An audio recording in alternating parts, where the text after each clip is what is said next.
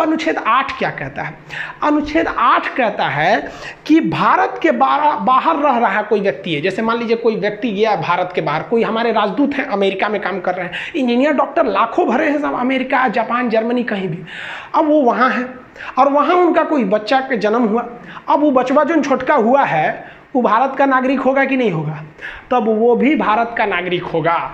तो भारत के बाहर रह रहा बच्चा भारत का नागरिक होगा यदि उसके माता पिता भारतीय हैं तब। ऐसा नहीं है कि भाई लेकिन भारतीय रहना चाहिए, ऐसा नहीं है कि भारतीय नहीं है। तो बाहर में भी अगर कोई बच्चा है तो उसमें कोई टेंशन नहीं है, उसके यदि माता पिता भी भारतीय हैं तो भी उन्हें नागरिकता दे दी जाएगी। इसको विशेष रूप में ध्यान में रखा गया था, किसके लिए? वैसे स्वतंत्रता सेनानी जो बाहर में लड़ाई लड़ रहे थे, जैसे ब्रिटेन में इंडिया हाउस की स्थापना किया गया था, बहुत सारे लोग विदेश में क्रांतिकारी आंदोलन को चला रहे थे। अब वहाँ पे वो लोग विदेश में सेटल थे और वहाँ उनका बच्चे का जन्म हुआ तो भाई उनके भारतीय माता पिता तो मूल रूप से भारतीय थे, तो उन लोग को भी अनुच्छेद 8 के तहत नागरिकता दे दी जाएगी। देखिए अनुच्छेद 5 से अनुच्छेद 8 जो अभी आप देखें, ये केवल और केवल उस समय की स्थिति को कंट्रोल करने के लिए बनाया गया था।